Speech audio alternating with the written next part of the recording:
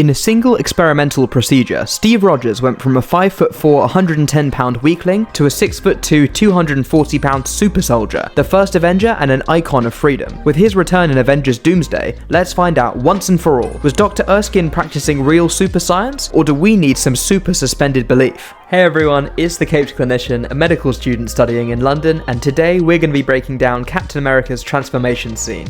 You hear me? Is this on? Ladies and gentlemen, today we take not another step towards annihilation, but the first step on the path to peace. We begin with a series of micro-injections into the subject's major muscle groups. The serum infusion will cause immediate cellular change.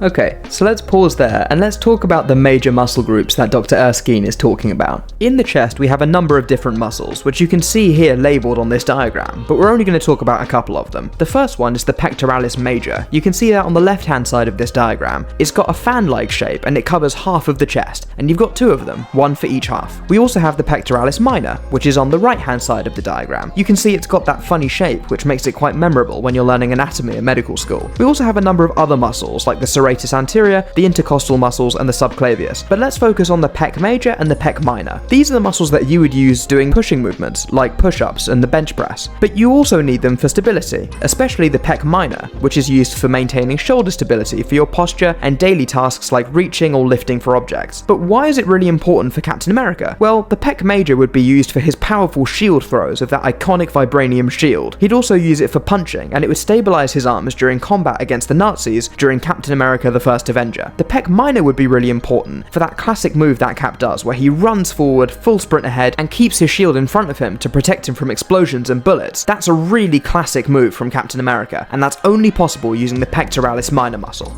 And then, to stimulate growth, the subject will be saturated with Vita-Rays. Okay, so Vita-Rays, of course, aren't a medical term. We don't have Vita-Rays in hospitals. But let's talk about Vita-Rays a little bit later, and let's keep watching for now.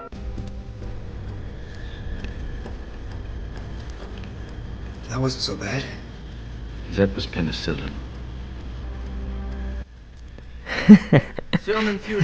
Okay, that was penicillin, so not the start of the procedure. Let's talk a little bit about penicillin. It's something I'm sure you've heard about. Penicillin was discovered by Sir Alexander Fleming in 1928 when he discovered that a mold was growing on one of his petri dishes that was inhibiting the growth of bacteria. Now, it wasn't very easy to mass produce back then, and back then meaning 1942, when this movie was set, which was in the middle of World War II. The use of prophylactic penicillin, prophylaxis just means a step you would take to prevent disease occurring in the first place, would mean that this was a really highly government-funded project. They really needed Captain America to come through, and for Steve to become the super soldier that the Americans needed to win the war. 5, 4, 3, So you can see they're going into his arms there as well. 1.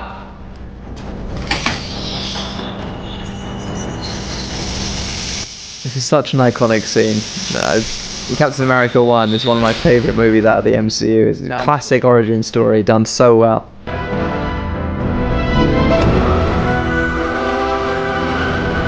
It's actually one of the reasons why I love Fantastic Four so much. It recreates that period piece feel that I think made Captain America 1 so iconic.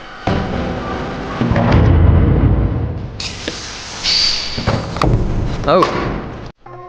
So that's really interesting. So it looked like they had some kind of frozen nitrogen or frozen helium kind of cooling solution. Let's talk a little bit more about that and see if there's any medical basis to that. Liquid nitrogen and other supercooling techniques are actually very common in medicine. For example, in cryopreservation. That's used for IVF, in vitro fertilization. In IVF, cells, like sperms and embryos, can be frozen for long-term storage. Now, that's just freezing cells, but freezing a whole person is a completely different practice. And really, we're not freezing the person, nitrogen here. We're just cooling the machine. So is there anything like that in medicine? Well, actually, yes. MRI machines rely on superconducting coils to generate very strong magnetic fields, and that's how we get an image out of these machines. But those coils need to be cooled to extremely low temperatures of minus 269 degrees Celsius to become superconducting and allow us to make that image. In order to do that, we use liquid helium, which is the primary liquid coolant for MRI superconducting magnets. So that actually might have been the fluid that they're using here, not liquid nitrogen, like we might have thought before. Stephen? Can you hear me? Probably too late to go to the bathroom, right? We will proceed. That's classic Steve Rogers.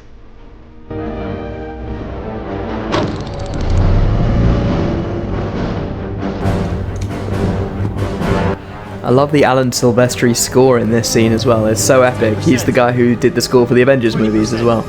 30. That's 40%. Vital signs are normal. That's 50%. 60. So we have the Vita-Rays coming in here. Let's keep watching. I'll talk about them in a little bit.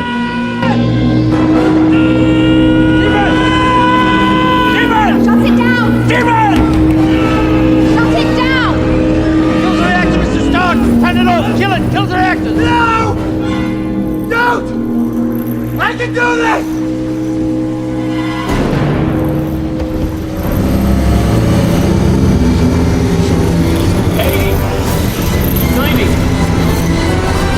That's 100%!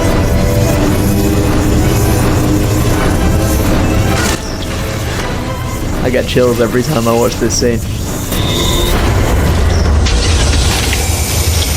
And I'll pause it there and we'll talk about the Vita-Rays now before the big reveal of Steve's transformation into Captain America. There are a variety of uses of phototherapy, which means light therapy, in medicine. For example, UVB phototherapy, which uses narrowband UVB radiation in the range of about 311 to 313 nanometers. Surprisingly, it's really useful for treating skin conditions like psoriasis, vitiligo, and eczema. Blue light therapy is also a type of phototherapy, which uses visible blue light.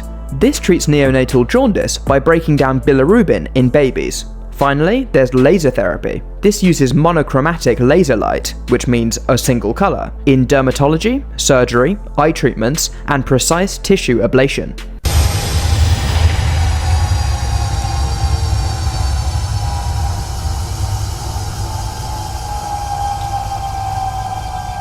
Mr. Stark!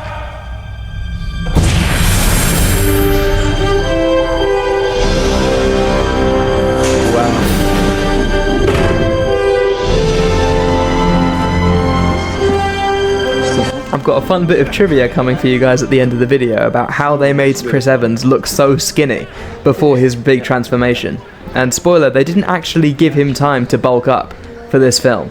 So he wasn't actually that skinny. They used a surprising technique. I'll talk about that in a little bit. Yeah, he does look taller, doesn't he? Let's talk about why that is.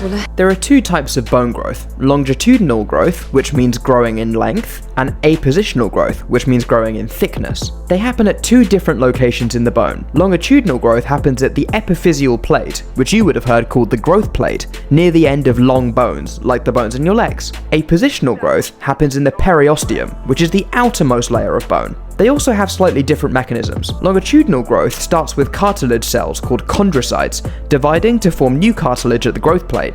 This cartilage gradually ossifies, meaning it turns into bone, at one side of the bone, and the bone length continues to increase as the cartilage gets turned into more bone tissue.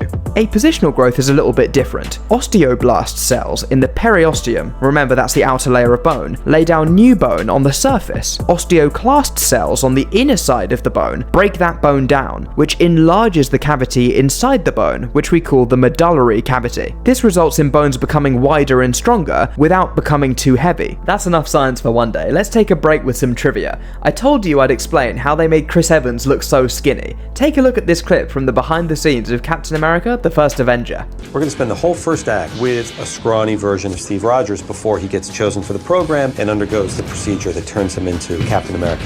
And if that looked fake, if that didn't feel right, you would lose it entirely. We photographed a body double, what we call a Skinny Steve, an English guy named Leander Dini. Chris is of a kind of heroic build, and he needs to be a scrawny loser.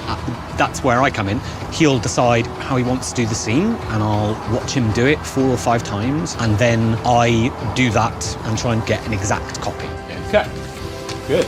You do one with Chris, you do one with a double, you do one with a clean plate. Sometimes we do one with Chris and slide a green screen in behind him. Sometimes we do one with the double and put tracking markers on his face. That wraps up our breakdown of this transformation scene from Captain America: The First Avenger. Let me know in the comments if there are any other movies or scenes you want me to break down through a medical lens. Leave a like and subscribe if you enjoyed, and for more bonus and behind the scenes content, check out my Patreon. See you next time.